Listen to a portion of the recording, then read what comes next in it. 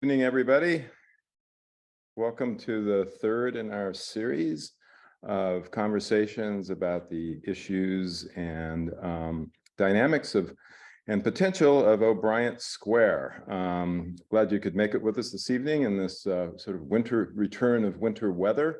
It's happy hour, so hopefully you have maybe a hot toddy or some other beverage of choice to enjoy as we have a conversation. Tonight's topic is making space for everyone, trauma-informed design and programming. I'm going to share screen here for a minute and just kind of take you through sort of the high points of our larger project on O'Brien Square. Oops, I did it again.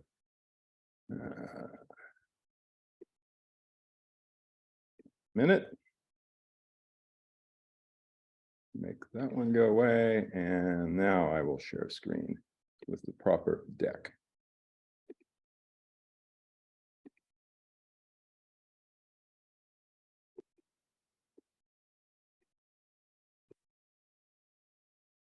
Okay, so we want to ask some fundamental questions. What should a new downtown public plaza be in 2023? And our answer is that it can be about you. Sorry, I'm all off my game tonight. What is this public space for? Who is it for? Who should design it? And who can bring it to life? And our answer is you. We're the Portland Parks Foundation. I'm Randy Gregg, Executive Director. We're working with the Center for Public Interest Design at PSU, the Harvard Loeb Fellowship alumni, and with Portland Parks and Recreation. Our larger project, Back to Square One, Rethinking O'Brien Square and how urban public space can work, is also brought to you by a number of sponsors, North Star Foundation, and again, Loeb Fellowship alumni, Metro, ZGF, Travel Portland, the Schlesinger Family Project, Henneberry Eddy, GBD, and we also are getting some in-kind support from MPP Capital. And this series of conversations, by the way, is sponsored by Bank of America. So the larger story is O'Brien Square has had a long and troubled history in Portland. It started out well, but hasn't been so great in the last few years. In 2018, the structural issues with the parking garage below forced its closure. In the coming weeks, the square will begin to be demolished. As many trees as possible will be saved, and the garage will be filled in and the surface covered. So the block will be left kind of a little bit like a European square, just an empty open space. And while that could be a challenging idea in our current downtown, we believe it's actually an opportunity to really kind of rethink what a public square can be. We note historically, this is an opportunity, for a complete reboot. In the original plat of the city, it was labeled Park Block 1. So that's kind of how we're thinking about it, as this, clean slate. And March 8th through 11th at the old Finnegan's Toy Store, directly adjacent to the park, we'll be holding this community vision process, Back to Square One, with all of these partners. The idea is it's a blank slate to create a flexible design that we can kind of try some stuff out over time before permanent improvements are made. It's a place to develop innovative, welcoming ways to take care of both visitors and downtown's tourist and living populations, residential populations. And we think it's a potential to add something different. We have a great collection of landmark urban plazas, but this is an opportunity to bring something more mutable and changing and can be dynamic over time. And then of course it could be a renaming opportunity to give this space new meaning. I want to give a little bit of context for our conversation tonight. I think downtown a lot of times is thought about as being all businesses and condos and things like that. Actually, the people who live downtown are not that at all. Of the around 36,000 people who live there, 26 are below the poverty line. Low-income households are 57%. Non-white, as the census describes it, 27%. So there's a lot of people who are not privileged to live downtown. O'Brien Square, which is in the green circle there, has some interesting dynamics. There's the Ritz-Carlton going up right across the street, with other recent developments that have been built there. And those dark blue boxes, those are all hotels. So this is one of the main hoteling, hospitality districts of the entire city here. But on the opposite side, we have this amazing cluster of social services, anchored by the oldest entity there, Central City Concern. New Avenues for Youth has also been in the neighborhood for a long time, and then most recently, the Behavioral Health Resource Center. So I just wanted to kind of give you that context as we look ahead.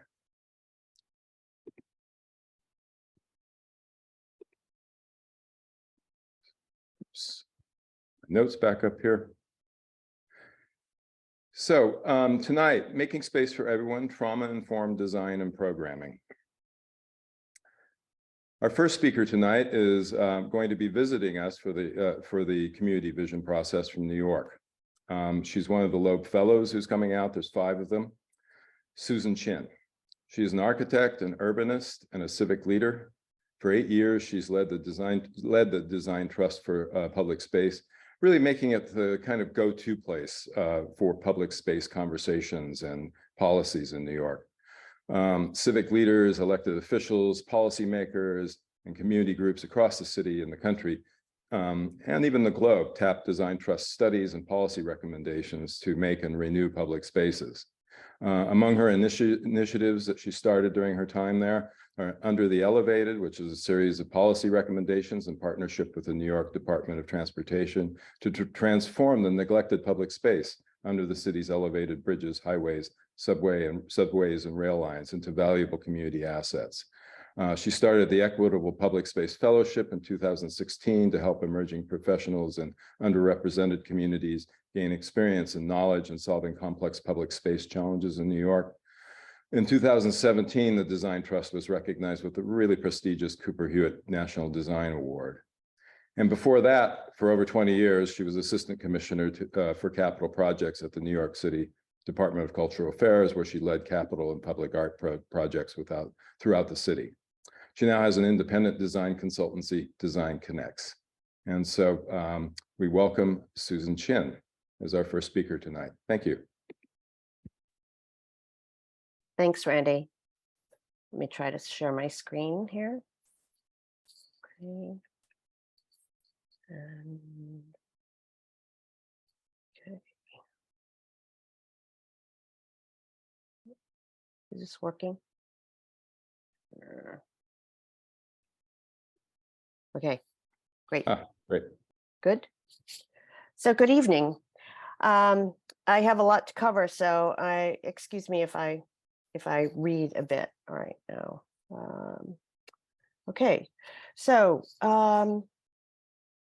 here and all right, advancing. Now, okay, Randy, are you seeing just the screen, or are you seeing the screen and me? I can't tell you because I see a different thing than the audience does, but I think we're seeing just the screen. Okay, all right, perfect. Thank you. So a recent UN Habitat study found well-functioning cities across the globe have over 50% public space. In New York City, parks make up 14%, which is about 30,000 acres, and streetscape is 26%. They're places of refuge and play, congregation and demonstration, dialogue and exchange that promote well-being, and that's physical and mental health. It's not only about the amount of space, but also designing adaptable and welcoming space. So how do we design successful public space, and for whom? After 9/11, the trauma of the World Trade Center attack, listening to the city, a participatory meeting hosted over 5,000 people. It was both unprecedented and cathartic, and also grand in scale. people's expectations have changed, dramatically changed, and they were actively shaping the public realm, which they'd never done. It was always architects and planners and government talking to them. Design became a collaborative effort between the people, government, and designers to problem seek and problem solve together. Having diverse local stakeholders participating in the design process both enlivens the neighborhood and, most importantly, ensures the public realm has a steward and remains truly public. Three key factors for creating successful public space are: first, site-specific design, drawing on what's authentic about this place, what's the context, and what are the aspirations. Second, functionality. Public space should serve multiple uses and have seating, shade, activities, easy care, and durability. However, as you've seen, there are lots of places where we're not welcome. Third, accessibility means getting there and moving within the space, a sense of community and welcoming, and programming that fosters social interaction at different times of the day or for different users. I think about Frederick Law, going back to landscape architect Frederick Law Olmsted. So Randy talked about the Design Trust that I led for 8 years. It's a nonprofit that unlocks the potential of New York City's shared and civic spaces with public agencies, community groups, and private sector experts. Their projects, like the Highline Park, have a lasting influence by changing public policy, changing design practice, or changing development decisions, and creating powerful citywide changes. Design Trust issues an open call for project ideas. Public for All, here you see, sought innovative ideas from diverse voices, community stakeholders, nonprofits, artists, academics, government, and others to create more accessible and resourceful public space, and most importantly, to develop sustainable models for their operation and maintenance. The latest call, the Restorative City, explores how the public realm can be a tool to advance health equity for everyone. Two projects selected are the Neurodiverse City, which advocates for public space with inclusive zones for those with invisible disabilities, and Healing Hostel Architecture, Design as Care, which supports community-driven design policies and new models to replace hostile environments and care for unhoused populations. So now let's look at 3 projects on how community engagement creates community well-being. The World's Park Design Trust partnered with New York City Parks Department and the Queens Museum to make Flushing Meadows Corona Park more accessible to a highly diverse community. Highways surround the park and cut the neighborhood off from access to the park. Design Trust and its fellows selected 23 community advisors for the Community Design School. Outreach was in Chinese, Spanish, Hindu, Urdu, and English. Advisors ranged in age from 17 to 70, with a wide range of backgrounds from the Flushing Meadow Corona Park Conservancy to Immigrant Movement International and civic associations.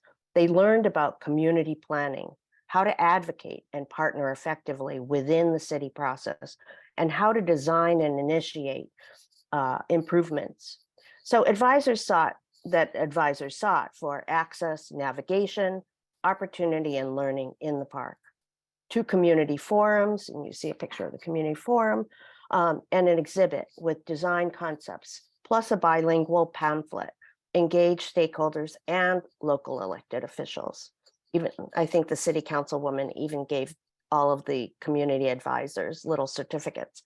The advisors also formed an advisory board that informed and worked with New York City Parks. And the advisors also created pop-ups to test public art and other ideas for the park. The next project that is Opening the Edge, Design Trust and New York City Housing Authority partnered together on the Opening the Edge and first And it was the first time ever that Lillian Waldhaus residents were allowed to help to create the design for the vibrant public space on the Lower East Side. Many New York City housing authority developments are fenced and not accessible. You see the small image up on the left. And they're not accessible even to the residents. So in weekly workshops, this community design team shared their memories, how the space should feel. We often think about how space should look, not how it feels, and be used. And then they also were concerned about maintenance concerns, security, planting, or even rats, and held community events and pop-ups to talk about their concerns. The next is Design Trust is finalizing the design for a welcoming public space with a paved area, custom seating, and a stage, and is building the capacity of the organization, of the friends, of the residents, to form a friends group to program and steward the space in the future. So you have that continuity of the community design group that is going to really care for this space. And the last project that I want to show you is similar to Portland's O'Brien Square. The Design Trust received a Loeb Alumni Grant for the Plaza Stewards Workshop. The Design Trust partnered with the Horticultural Society and the Department of Transportation's Neighborhood Plaza Program and nonprofit Uptown Grand Central. This is two plazas that are in Brooklyn and Queens in commercial districts. As you can see, they have some shade and a few seats, but not much other activity here. So leaving the space open for future development. So here we have the Merchant Association, Uptown Grand Central, was created to help mom and pop stores clean and deal with panhandlers, as well as beautify and advocate for East 125th Street. The city had started daily drop-off of hundreds of unhoused men from Randall's Island Men's Shelter near 125th Street Plaza and the Metro North Station. Uptown Grand Central hired ACE and homeless workers as cleaners, program assistants, and community ambassadors. The Design Trust and Loeb Fellows, Damon Rich, Mark Norman, and Jennifer Siegel, led 50 cross-sector, led 50 cross-sector stakeholders ranging from developers to homeless support organizations and the Horticultural Society, Plaza Partners, Business Improvement Districts, local businesses, Department of Health and Mental Health, New York City Parks, Department of Sanitation, the Police Department, local elected officials in a one-day workshop. This broad group examined and raised awareness about operating public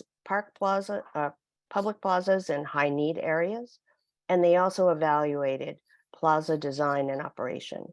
They envisioned better plazas through the lens of place, space, and use, and clarified vague words and phrases such as safety, quality of life, equity, stewardship, loitering, vagrancy, camping, homelessness, and high need areas or addiction to develop, and so that they could develop a common understanding. The attendees developed practical strategies and supportive policies grounded in equity, dignity, and neighborhood context. It also identified what qualities future plazas should have. Are they accessible? Are they safe? Are they clean? What happens to at future plazas? Oh, social hangout, programming, eating and drinking, homeless support. Or what about future plazas? What future plazas are made of or consist of? Do they have restrooms or laundries, art and beautification, site furnishings and storage, space for solitude, or even Wi-Fi and charging? So building on Plaza Stewards, and the Neighborhood Commons toolkit was developed with the Department of Small Business Services. They made policy recommendations for the city to better coordinate and facilitate plaza operation and stewardship.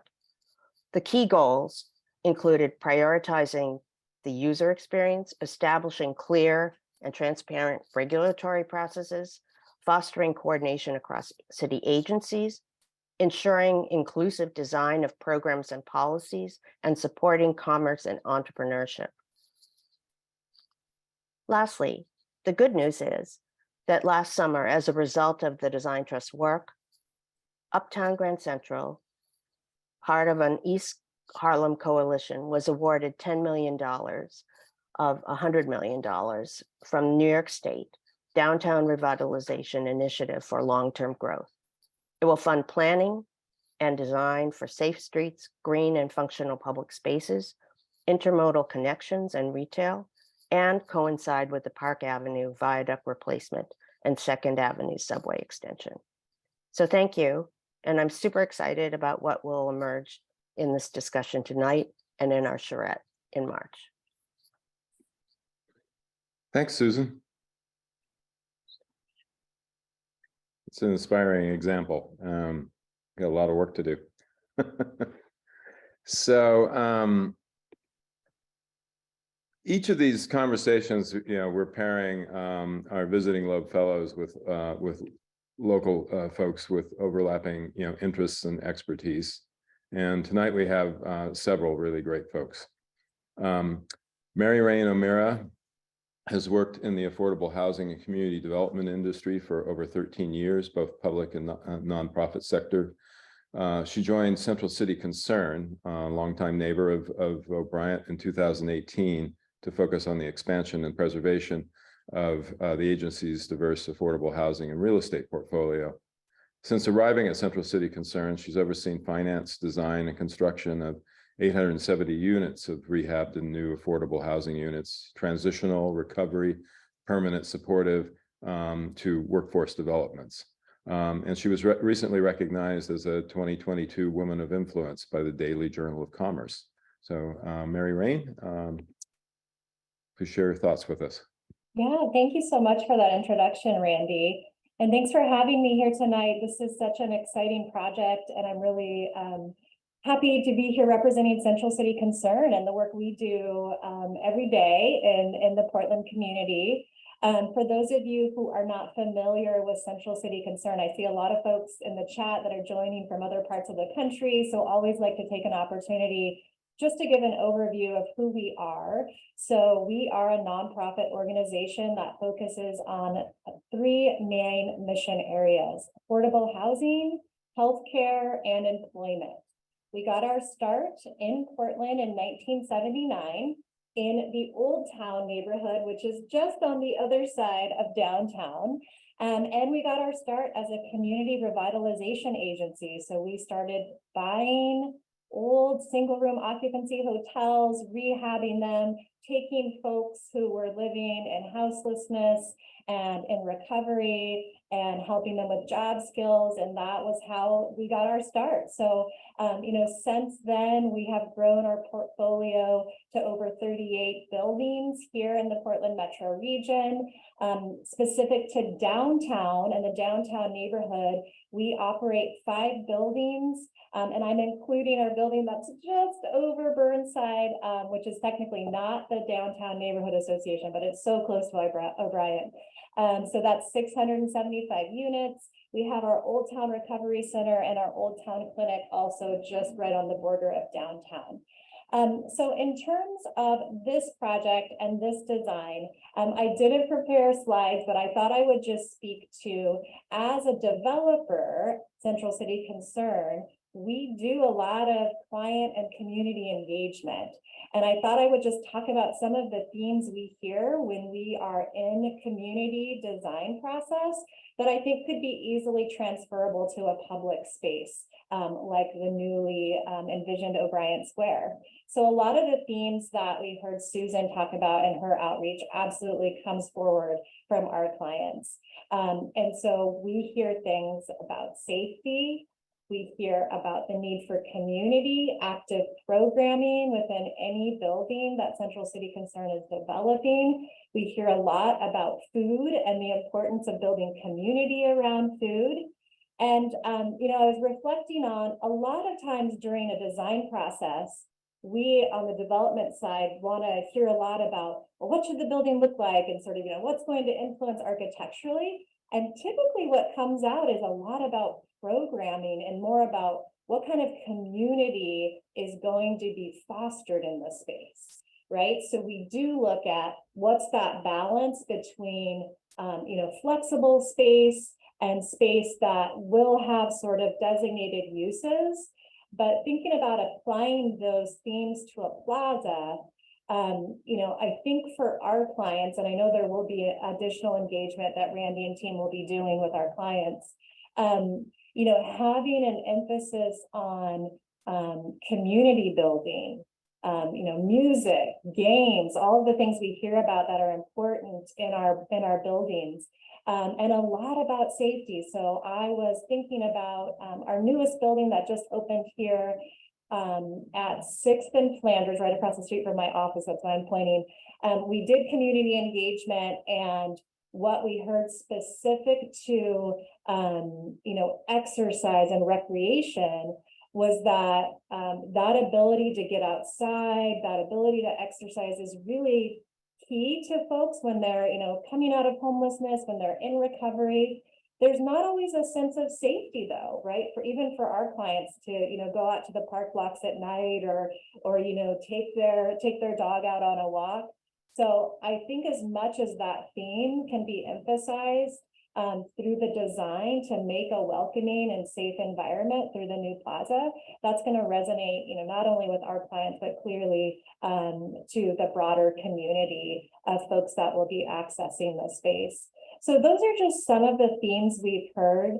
As a neighbor here in downtown, we're excited about continuing to engage in the process and bring that client voice and talk about, what's important to the folks that we work with.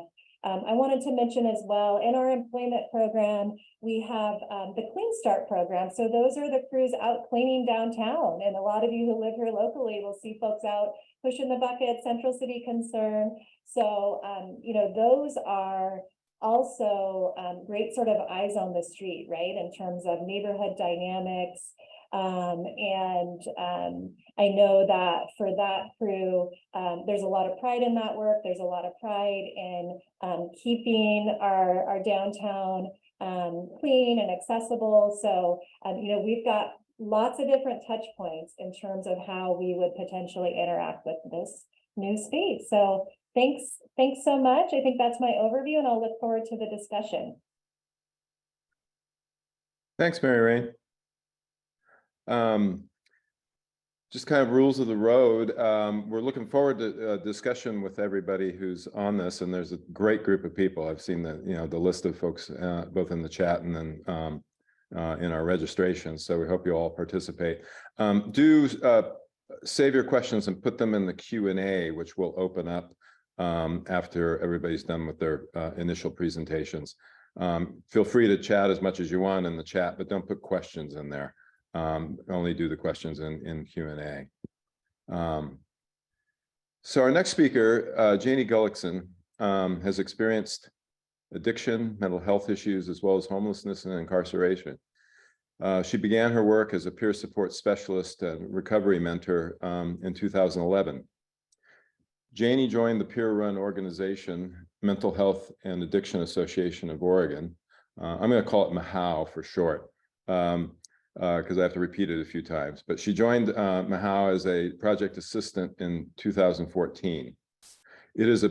I want to emphasize again, it is a peer-run nonprofit organization that promotes self-directed recovery and wellness through recovery peer services. 3 years after she joined MAHAO, she became the executive director. That organization has grown from 4 staff members to over 80, serving the entire state. Janie also picked up her degree in the Master of Public Administration and Health Administration degree from Portland State in 2017. And MAHAO, just to bring it home here, operates the Resource Center, Multnomah County's Behavioral Health Resource Center, which is the new neighbor of O'Brien. Mahou operates the drop-in center, staffing and operating it exclusively by peers. So with that, please take it away, Janie. Thanks, Randy. And I'm also joined and I see DeAndre, you were able to rejoin. Just want to check in with you to introduce you as well. I'm glad you have service. DeAndre is with Multnomah County and the Office of Consumer Engagement, is a friend and a colleague, and was instrumental in leading the community stakeholder lived experience work group that started 4 years prior to the opening of the BHRC itself. So DeAndre, if you, I know you have a magical introduction and a little bit of history that's really refined about the BHRC. So if you're open to it, I'd love to tag you and then jump back in as representing MHAO and my lived experience.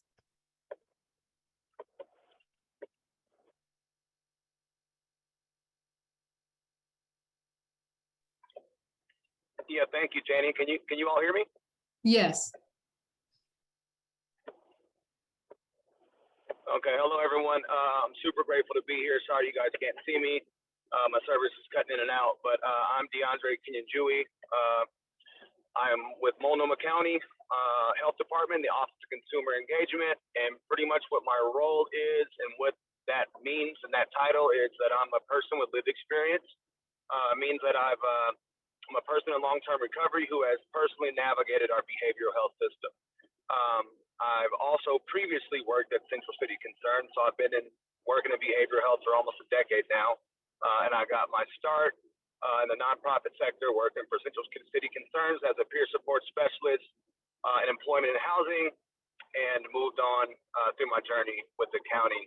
I also work as a consultant, a behavioral health consultant, and just using my experience to guide program systems or employers on how to integrate lived experience into policy and into practice. And what I can talk about briefly is our most recent project with MHAO, which is called the Behavioral Health Resource Center. The Behavioral Health Resource Center is the first of its kind. It's a mental health and addictions drop-in day center, low barrier, peer-led, clinically supported, and that's the innovative model. Most models that are built to design to meet the needs of people experiencing behavioral health have been designed by people more so from a clinical perspective, and this was a project that was innovative and exciting to be a part of, and I got to lead peer stakeholder involvement and work with a multitude of providers to develop this program, and which it is operationally the first 2 floors would be the day center, and the day center holds 75 people per floor. And before we developed that process, I think the cool part to talk about is, and the innovative part is that we started this process by identifying stakeholders who had experienced the behavioral health system. And we started what we called the the peer stakeholder meeting, which started in February of 2019. And my job in that was to gather stakeholders who had been adversely impacted by our behavioral health system or was currently utilizing behavioral health services or work within behavioral health as a peer support or in management. And we met monthly for over 4 years to develop policies, practice, safety measures, equity, cultural inclusiveness to develop the Behavioral Health Resource Center. And that was over, 4.5 years ago. And as we stand today, and Janie, what the cool part is, Danny was also one of the stakeholders that was involved initially from that. And through just relationships and then being a peer-run organization, they were able to get the contract and be our our employer in the first and second floor. So the model is designed around people with lived experience for people with lived experience. The need from the Behavioral Health Resource Center came from individuals who did not fit well in a traditional shelter or treatment model. So that was individuals experiencing high acuity of mental illness, houselessness, and addictions. High utilizers of the system, the state hospital, hospitals, and jails and other institutions. So with this design, we wanted to be peer-led. And so the first floor and second floor is a day center staffed by peers.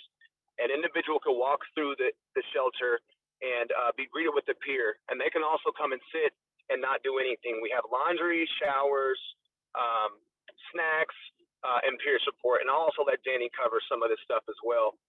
The third and fourth floor is our shelters, our third floor. We have a 33-bed facility for our 24-hour shelter, which is different than most models. Most models of shelter, individuals have to leave the shelter at a certain time.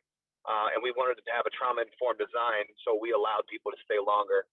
And the fourth floor of this same building is our Bridge to Housing program that houses 19 individuals, and they can stay up to 90 days.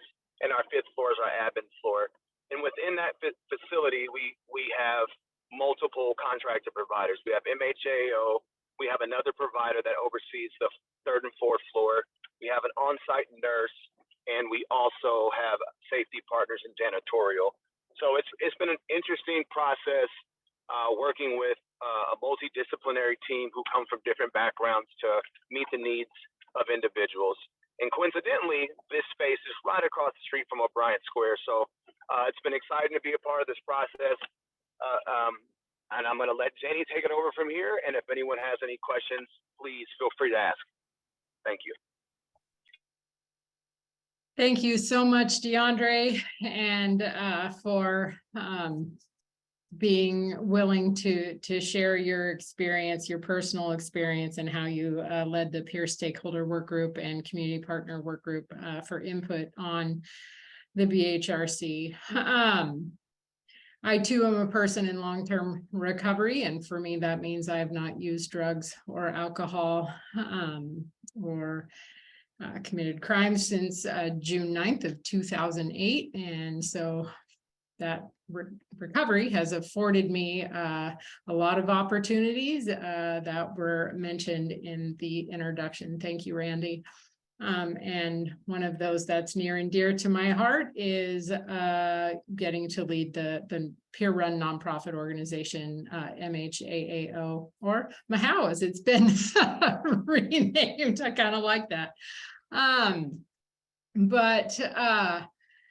Yeah, the BHRC was a brand new venture for us, and I'd like to update the number of staff we have as of today, with about 20 more job openings right now. We're about 150, the staff of 150. Over 100 are peer support specialists actively working in the community, out in the community, and with community partners to serve folks who may be in their mental health or addiction experience, re-entering into the community from incarceration, hospitalization, maybe living unhoused outside, maybe in housing, and we support them in their housing retention, but all from that non-clinical lens of lived experience, having been there, done that, and walked shoulder to shoulder with folks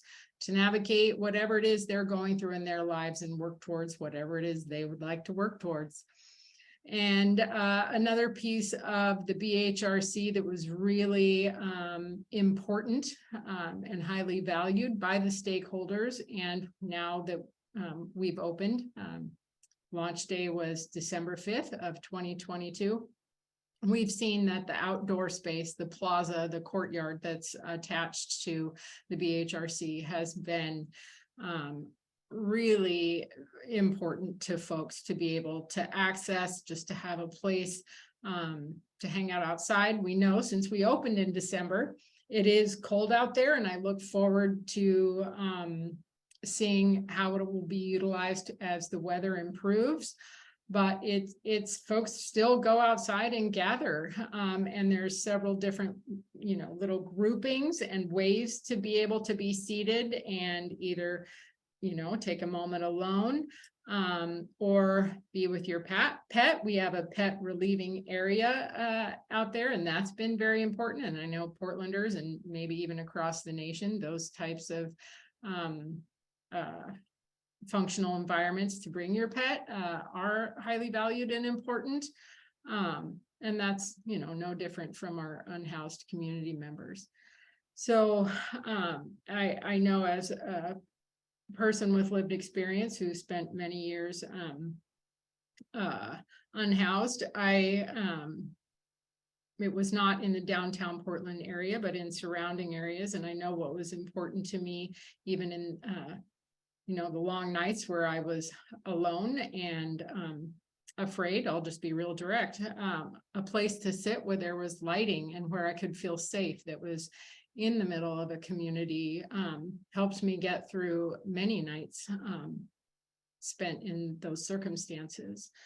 And so I just really appreciate being included in the conversation. And I say that for our community. Not that I speak for each community member, but I do know that that is something that we appreciate. And Susan, I saw that woven throughout all your projects that you shared with us, and it just means so much. So I think that's where I will pause and hand it back to Randy.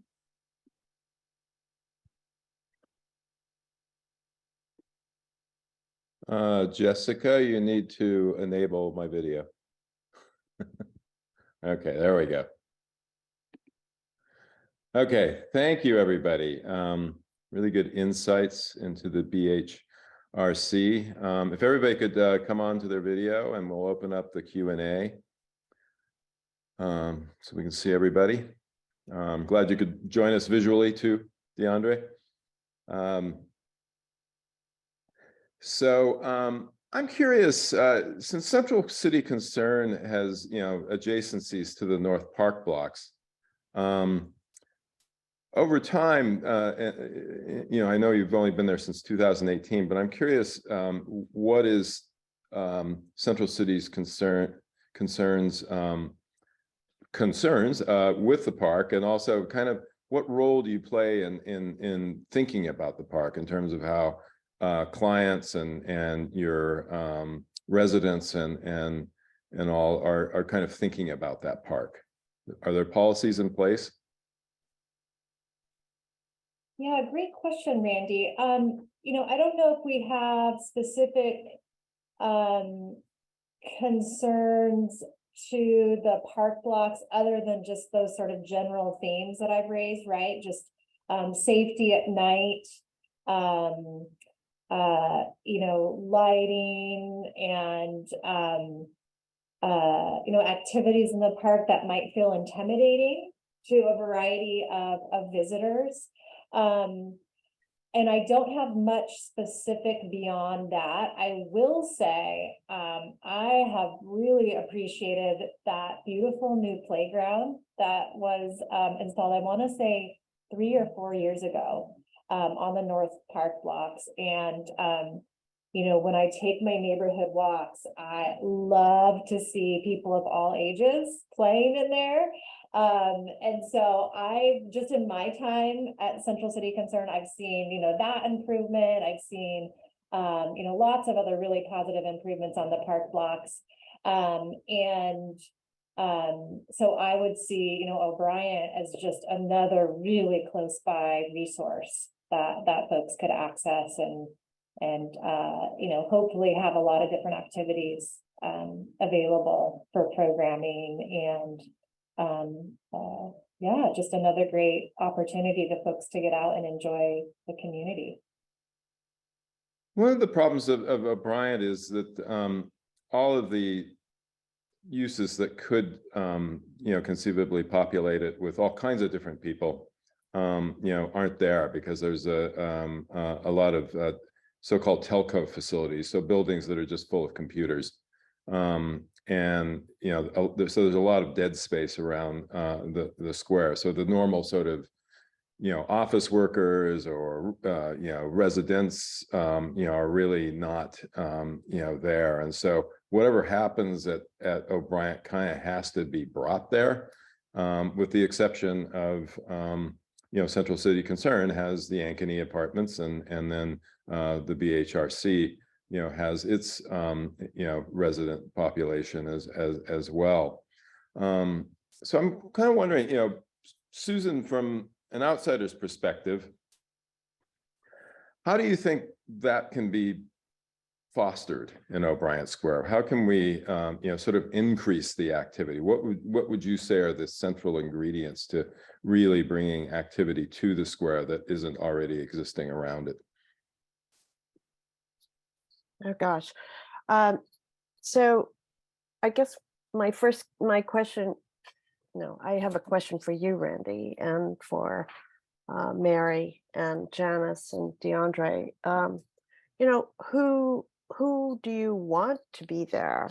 So designing activities, so having musical events, having, I think, storytelling, drawing from the community is really a way of attracting people. So, it's like, if there is even a small group that lives around the area or uses habitually, goes to the square or that area, then, it's like people want authentic experiences.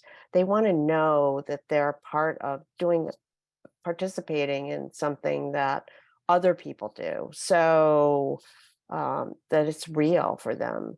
But I'd say that there's a certain universal quality about music and food, and green markets. I mean, that was one of the things that at 125th Street that Uptown Grand Central used to really attract people. And I was really surprised at how many of the folks in the neighborhood were vegan and really looking for healthy lifestyle. And I guess, Randy, I'd start with food. Are there things that you learned didn't work? What didn't work? Yeah. Gosh.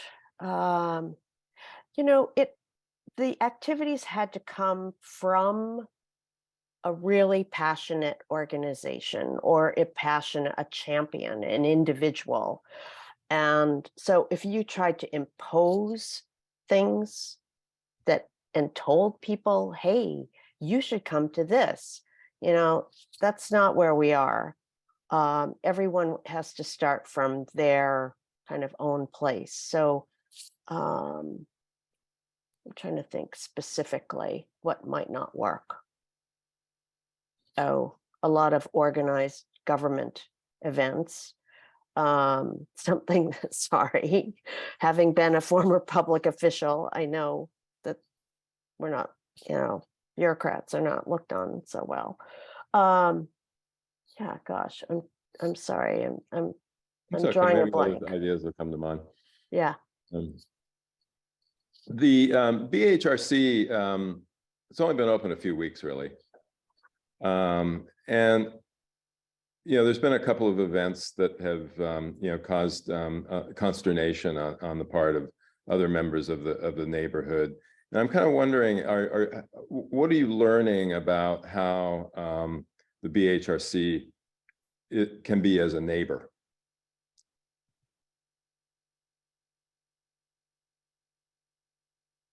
Yeah. Jenny, do you want to take that, or do you want? Okay, perfect. Sure. Yeah.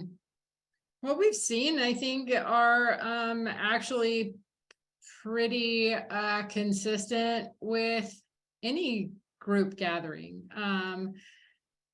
They're primarily our unhoused community members, and there are many that have been consistent a consistent presence since opening day. And they have taken pride, ownership, responsibility of the space, almost a shared, not operations, but I mean, they influence those that also that they know in the community that come and utilize this space. There's always the 1 or 5 offs that have a different agenda, or maybe are in their experience in such a way that it's hard for them to be in a community, or maybe, let me say that differently, maybe more challenging for others to witness as they are in their experience, right? We wanted to be, simply put, we wanted to be a place where if you came in with a foil helmet, we weren't going to tell you that you were wrong for wearing it. We weren't going to try to get you to take it off. We wanted you to have a place that you felt a sense of community as well. And, you know, SAMHSA, the federal branch of the government that does a lot of work, research, and funding of behavioral health initiatives and grants. They got together the 4 components of recovery. And it was health, home, community, and purpose. And so when people have a sense of community, as Mary shared, and of health, which safety falls under that, and purpose, that means involvement, a way for them to be involved in community in these spaces. I think you can't go wrong with that. Hopefully that answered your question. Yeah, kind of. To try to drill down on that a little bit, you know, there's, when O'Brien opens, I mean, there's been a lot of activity in the square, even though it's been fenced. And, you know, some of that has, you know, by any measure been dangerous. You know, in terms of tents going up, the Parks Rangers are sort of the first interaction with folks, you know, camping, and some people agreeably, you know, move on. And then others, you know, the Parks Rangers would draw the line. We can't handle this because we're fearful. And this is with, you know, fences up and around it. And, you know, this is not, you know, exclusive to O'Brien Square. But, you know, when the fences come down and it's an open space, you know, where is the kind of line between activity that supports the square being a place for everyone, and, you know, versus, I mean, it'd be kind of the same thing if, like, the Ritz-Carlton, you know, residents came down and sort of occupied the square. You know, I mean, we wouldn't want it to become an exclusively a Ritz-Carlton place. How do we sort of manage the space around the expectations of these very, very diverse user groups of all wanting, you know, to have a safe place to be? That's a real. Go ahead, Jenny. I was going to say, I can help and just talk a little bit about the reality of what's going on now, and some of the things that we forecast for, and some of the things that we couldn't know until we opened. So, you know, with BHRC, I think it was critical to know the historical context of the neighborhood, right? The demographic of individuals who would be utilizing that space. And O'Brien Square has a history of itself and the demographic of people that are there. Those people are still there no matter what is built in the area. And I just want to be honest and transparent around that. So that the idea about creating and cultivating community is building things around the area, which we already have. Like, we have BHRC, we have New Avenues for Youth, we have Central City Concerns. And I think another good idea as in development is also bringing resources to that place, right? Like a resource day where individuals can come there, get food, build community, and know about local resources, so that when they're in the area, they know where to go to get their needs met. And it's also, like, the thing about BHRC that we lean heavy on was, you know, we're not defining whether a person feels safe or not, but we want individuals to cultivate community in that space, right? So allowing people to get connected with one another to cultivate that. And then now you're going to have to worry about, like, you know, your good neighbor agreements and local businesses and people who are going to be in opposition to what is being built there. And also, we had to do a lot of work around our messaging with communications, our public media campaign. And I think that's going to be critical about how you're messaging what O'Brien Square is, who it's intended for, what it's intended to be, and also it being a resource, not a nuisance. So I think how you frame it is going to be critical. Yeah.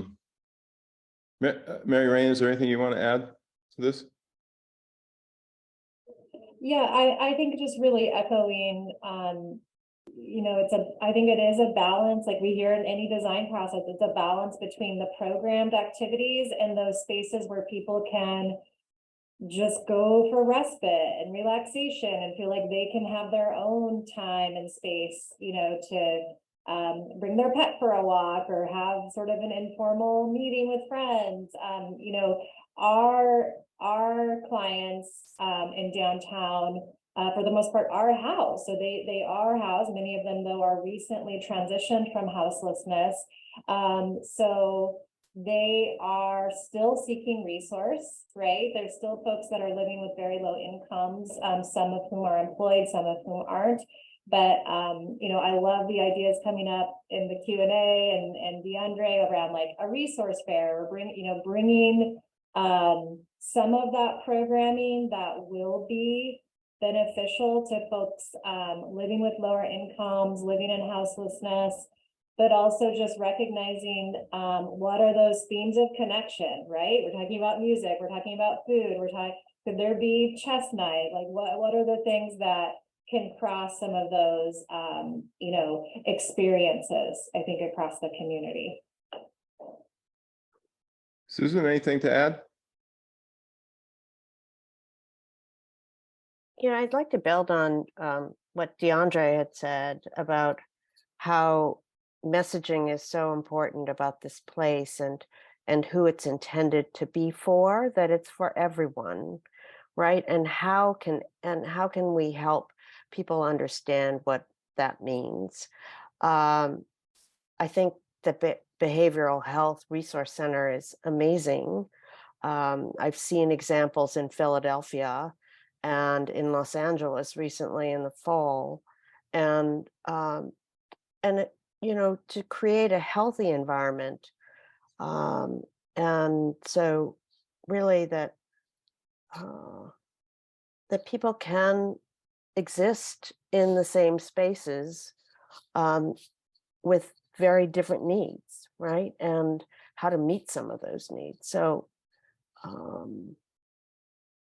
I think that creating opportunities for people to gain an understanding is also going to be constant work, right? Constant work. I really admire what Mary and Janice and DeAndre are doing, because you're always having people moving through different constituencies at different times of the year, different times of the day, and finding the right balance, right? Not any concentrations of any one thing, like you were, I think, Randy, you were saying, oh, the Ritz took it over. Well, no, that's not what we want either, right?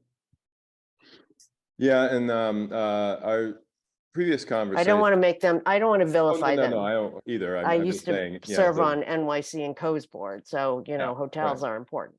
But Yeah. okay, yeah. No, we just have this, you know, we have economic extremes in the neighborhood. And you know, there's just kind of no way, you know, around that. And people who have very different ideas about what they want in public space. I think what I'm more concerned about is the telco buildings. And so you want vibrant street life, and to see people and, you know, people having fun and lively activities, and or just watching people, right? And not like blank facades. I do remember you had a mural, Brandy, I think that you showed us, or, is there an opportunity for some public art and also a community participation? So making it a place that is, has a positive feeling, an uplifting feeling, something that's inspirational, I think helps everybody's mental health and feel safe. So, right, I'll be quiet now. No worries, no worries. Yeah, I mean, the telco stuff is there to stay. The reason, for those of you who hadn't been part of our earlier conversations, is O'Brien is bracketed by effectively the I-5 of fiber for the entire West Coast. And so, for instance, the Pittock block directly to the east of O'Brien Square sold for the highest price per square foot of any real estate in Portland history, because that is such valuable real estate for computer servers. And so that's just the condition, that we have that isn't going to change anytime soon. And so it's sort of how we bring other activity, there to really make it, an equitable, place. And I think in some ways, the equity discussion kind of cuts both ways, here, because it's, there's a lot of clients and residents who could easily occupy the square, and DeAndre is correct. O'Brien Square has always been a place, as we also learned last week, particularly for youth, and many of them street youth. That's a long tradition there. Skateboarding, all of that's always been there. But the sort of density of that is really different now, and the ability to sort of counterbalance it is going to be, the interesting, question of O'Brien, of how it can be welcoming to, all people. I want to get to some of the questions that are in the Q&A. There was a question about, is this an opportunity for restorative justice for the Native American community? A lot of eyes on the square. I don't want to speak for the Native American community at all. But we, the Center for Public Interest Design is engaging folks at PSU. There's opportunity to, do programming here in terms of a kind of deeper land back. That's a larger city conversation that I don't really have a position to talk about that. Do any of you want to address that as an important topic to be considered as we look ahead to the future of O'Brien? And don't feel obligated to if you don't. I think there's a lot of great organizations in Portland. One organization that we partner with a lot is the Native American Rehabilitation Association. So in our newest building that opened, we do have a focus on Native American housing, and they're the service provider. So I would just recommend, if there's opportunity for engagement with some of those organizations and their clients, that would be another way to solicit more feedback, more meaningful feedback. Thank you. From the architect Ken Duffy, there's a question about whether there could be health-related activity in the square, Tai Chi or yoga or something like that. That could be a complement to social services and the food availability, there. What do y'all think about ideas like that in terms of, kind of group health activities in the square?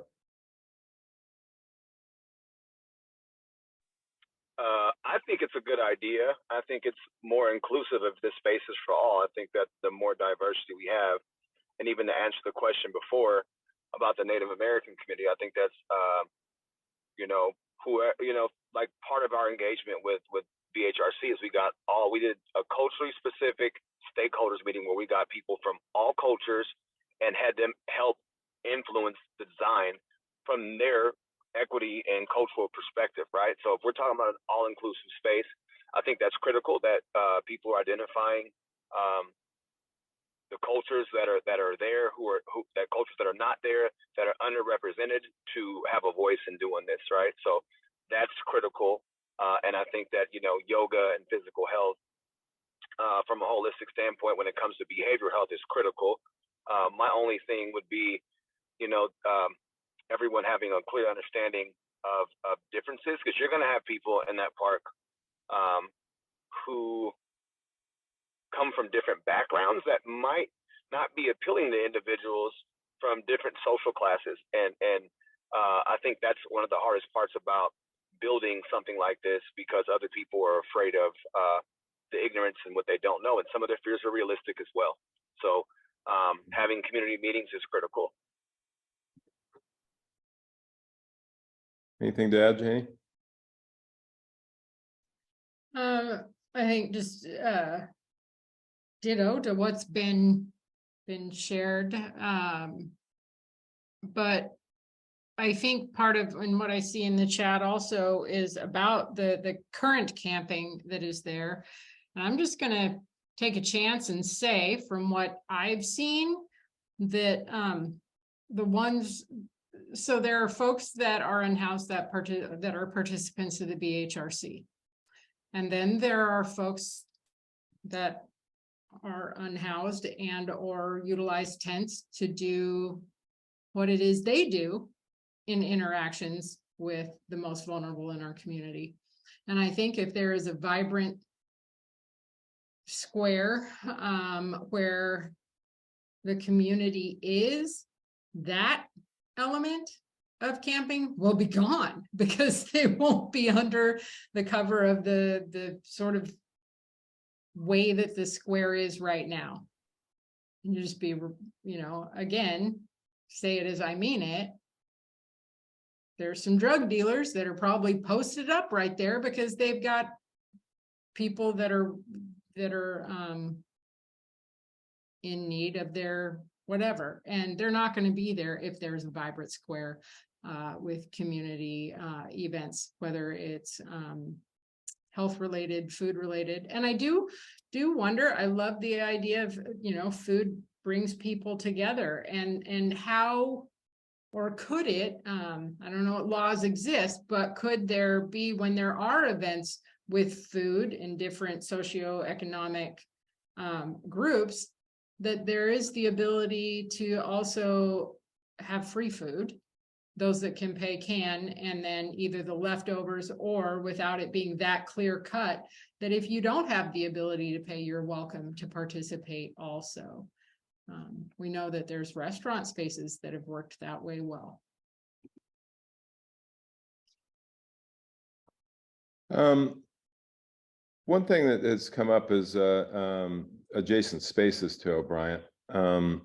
There is a PBOT is going to be joining with us in our community vision effort because they received a grant to look at some plaza spaces near and directly adjacent to O'Brien. So for one, the Green Loop, which will go on the east side of O'Brien and also the north side. PBOT is looking at how they can do sort of first stage improvements to those streets to usher in the Green Loop. The very first fully realized section of the Green Loop downtown will actually be adjacent to the Ritz-Carlton. So they want to kind of build on that. But the BHRC also has you know, some space directly to the north of O'Brien. What's the future of that space, or do you all know, DeAndre and Janie?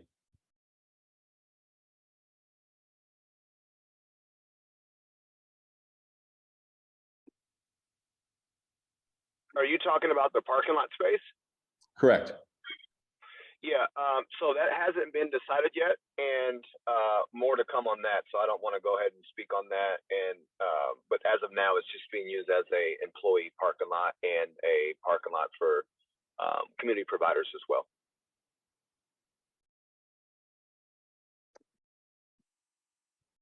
Let's see. So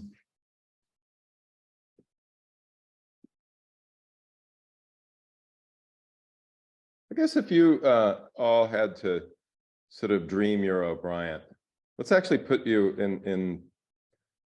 on O'Brien the day the week the construction fences come down, the demolition fences come down, we'll have, in theory, if the trees survive the demolition, we'll have trees there. We'll have likely something like crushed granite. So it's your canvas. What would you paint there for opening week? I'm not talking about anything permanent, but maybe more like activities. What would be sort of your dream opening week at O'Brien?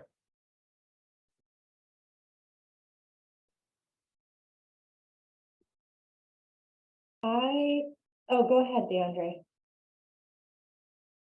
I just was gonna say what we did so the artwork on the mural, so the exterior artwork and internal artwork in the BHRC was, we literally did a procurement call for individuals who had lived experience, who had been impacted and affected by addictions, houselessness, and mental illness.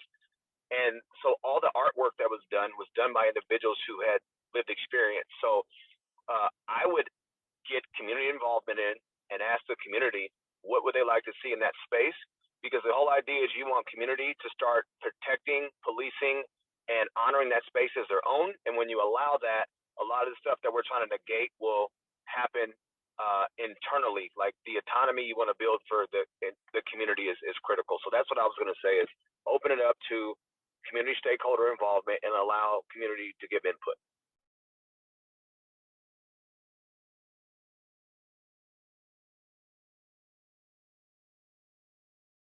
Great. So I was going to, in my mind, you would have almost like a grand opening week where you built partnerships with other community organizations. And there would be some programming throughout that week that has engagement and visioning, to DeAndre's point, around, tenants who live in the area, other organizations could be sponsors to it, bringing in art and food, having maybe different themes for that day of the week, and really doing some robust advertising to the buildings and organizations to let folks know, like, this is a new park for you opening, and we've got this exciting lineup, but building that sense of, going back to the folks that have vision, that have been giving ideas throughout the process, getting their input on what those activities should be that first week. But I'm really thinking of like broad sponsorship, different types of organizations that are there in the community, so that people can kind of look at a flyer and be like, oh yeah, I know who that is. That's CCC, or that's a behavioral resource, or that's this restaurant that I like that's up the street, whatever that sort of broad, swath of organizations, but really making it seem like it's not just a singular organization or just the city, right? It's a lot of different stakeholders that have come together and are helping to launch this new resource. Great.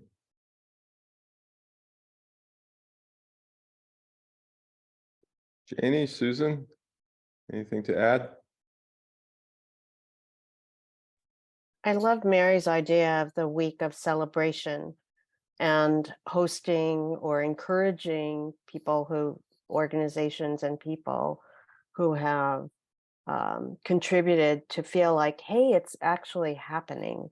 They've heard my voice, and I can see, a great program come alive that I really wanted to have happen. Like, oh, we had a kazoo band or something, leading a parade. I think having people participate and doing things together is, whatever activity it's going to be, you want this, it's a place for everyone. Like, so Park Block 1 is a place for everyone. And how to be exceptionally welcoming. So having it just be filled with lots and lots of activities. People getting to know each other, right? A potluck, a picnic. Yeah. Janie, the free food, right? Yeah. What do you think needs to happen there at night? So, all of these activities are great for daytime when weather's warm, for evening. But then we have the, period between, let's say 9 or 10 p.m. and 6 or 7 a.m.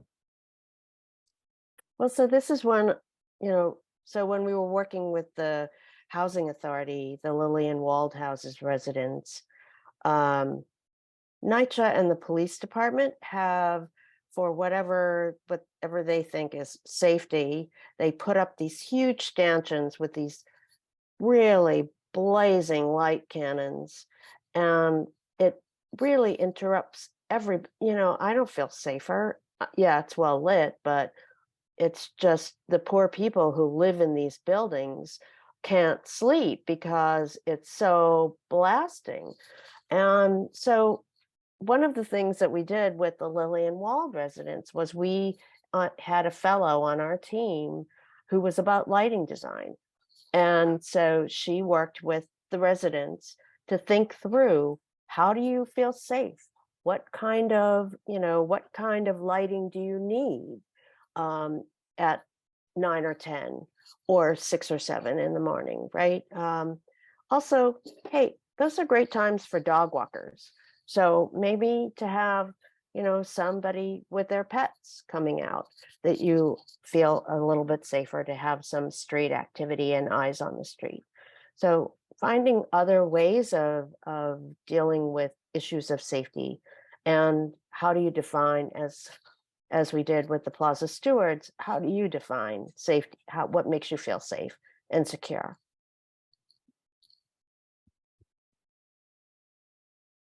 Anybody have anything to add? I think something that I've enjoyed in cities that I've visited that have a more robust nightlife, and what I mean by that is it's not necessarily all like bars and restaurants, but also like the horse-drawn carriage or some sort of things that happen at night for folks who are out and about. So what sorts of things that maybe aren't stationary, but maybe begin or end there, or can be included as part of Portland's nightlife. Randy, I wanted to this isn't addressing nightlife. Mhm. I don't know if you have a nightmare, but that's a whole other topic. Another activity. I want to hear more about that, maybe offline. What a nightmare is. No, a nightmare, not mayor. Oh, okay. Okay. In terms of activities and thinking about that opening week, if this is going to be part of the network of Green Loop and the Broadway corridor, you all have such a great biking culture.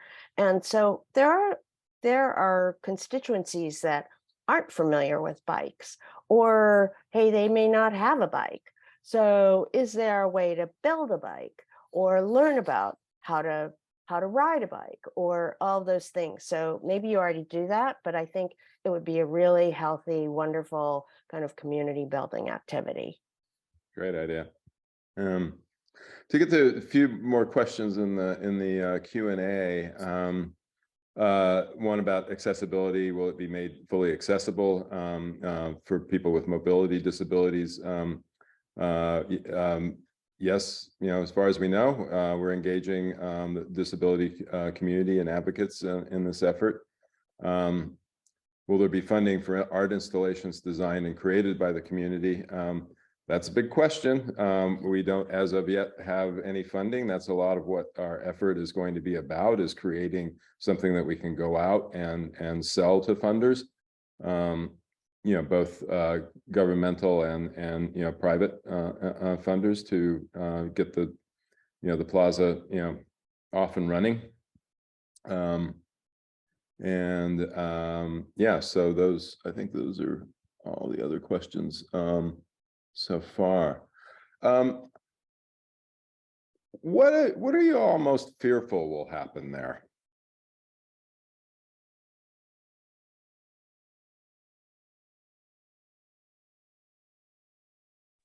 Well, I don't want to get into a bunch of fears, but I want to get into some realities that, like, historically and currently, that is a high utilized area for drug use. And if we're talking about making that an inclusive space for family, like those are some of my concerns is that, and I also don't want it to be so stigmatized that individuals, families are afraid to go there based upon their the messaging and the lack of education around addiction and what goes on there. But there's also real fears there as well. And another thing that I would suggest would be to have some kind of engagement with first responders about the space opening up. We did like law enforcement engagement, first responder engagement. That way they knew what was opening up in the space. And we still have a monthly meeting with law enforcement just around like trauma-informed approach. How do you approach the situation if there's a call being made? And we've developed like our own mutual agreements with law enforcement around how they interact with BHRC. And I think that's critical because the space is right there. So that would be one of my fears is just like, how do we educate and combat and make people feel safe, but also have trauma-informed values at the same time. So like safety versus trauma-informed design.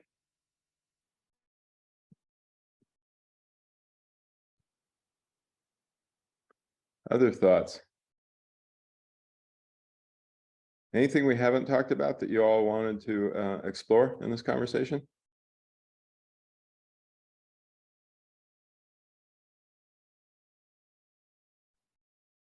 There's was way gonna- more, Randy, but I think we'll take all night.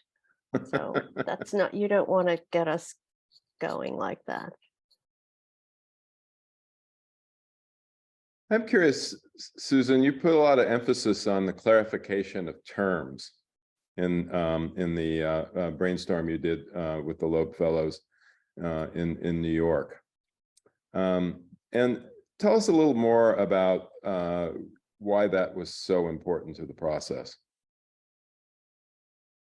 You know, we all come, well, definition of terms is we all have different lived experience. And so how we approach things, okay, camping may mean one thing to me, it could mean something else to someone else, you know, completely different. What is loitering now, right? You saw all those signs, no loitering. Well, what about just standing on the street and hanging out and meeting your friend? Is that loitering? And so how do we begin to open up lines of communication between different people with very different perspectives? So what did that mean to NYPD? They were very uncomfortable in our workshop. They all stood together. You know, this was an open, diverse group of people. And, you know, what do some of these terms mean to the developer that is owning a lot of the area around the 125th Street Plaza, or any of the developers that are in around O'Brien Square? What does it mean to them? How do they see things? And also, Janie, you talked about, and so did you, Mary, about your constituents, your clients. What does safety mean? And what did it mean to you personally? And how do you build trust, right? So having this, so using the clarification of terms created a more common understanding amongst these disparate parties. They're not just diverse, they never rub shoulders. And so it also helped us try to figure out, okay, so what are the uses and what are some of the activities, or what are some of the features that we needed to build into future plazas? And how do you inform policymakers about what they should be thinking about too? So it really did help everybody in this process, both as a kind of breaking down the silos and barriers, and also help people get to know each other or be willing to get to know each other and work together, right? Like, as I say, the whole design trust method was about problem seeking, so that we could problem solve together. Yeah, so what is the problem, right? Are we asking the right question to get the right answers? Very good. Does anybody have anything to add to that? I see Mary Rain coming off of mute. Oh, no. Well, I was actually going to circle back to the nighttime programming, and I know I've seen in Portland, the Jade District had really successful night markets. And so, you know, I think to the extent that there might be programming opportunities as well, right? And knowing that the future of the area is there's going to be more folks visiting, more residents. So I think we have really great examples of activation at nighttime here in Portland. I think about the Saturday market too, right? That's a downtown resource, and maybe there's a connection there around, hey, is there a nighttime Saturday market that could have a pop-up in O'Brien Square? I think we've got a lot of innovation here in Portland, and to me, it's about partnerships and connections and building that sense of ownership, right, throughout the Portland community. So that's what I was thinking of, the night market and how fun those can be. Okay, well, we're winding down here. I want to direct people to the chat because there is a survey that you can take to give your input on O'Brien.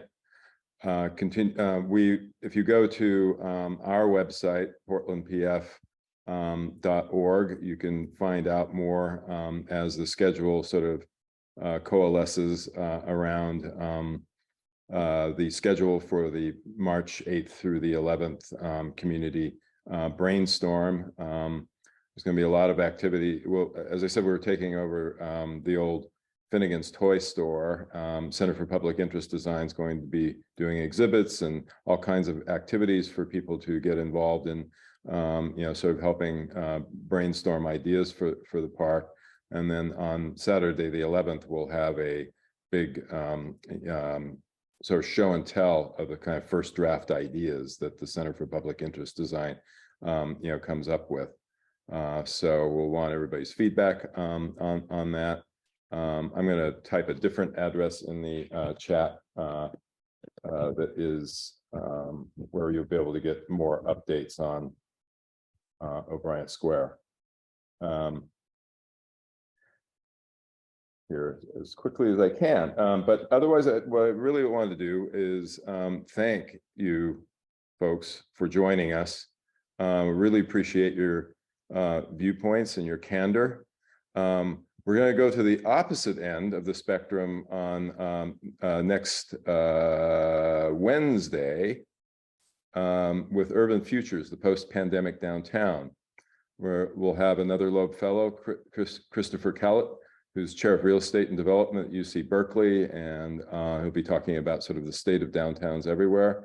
And we're also going to have Eric Zimmerman, who comes from the office of the mayor of Portland, who's working on a lot of downtown initiatives. So we'll hear their thoughts about it. And we're also going to have some business owners involved in that discussion about, you know, what life has been like during the pandemic and what life has been like around O'Brien.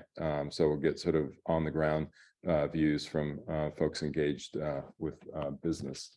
So we'll, you know, here we're trying to sort of show everybody's viewpoints on this, and then when the community brainstorm happens on March 8th, we'll have at least some ideas of what people are thinking, and we'll gather more.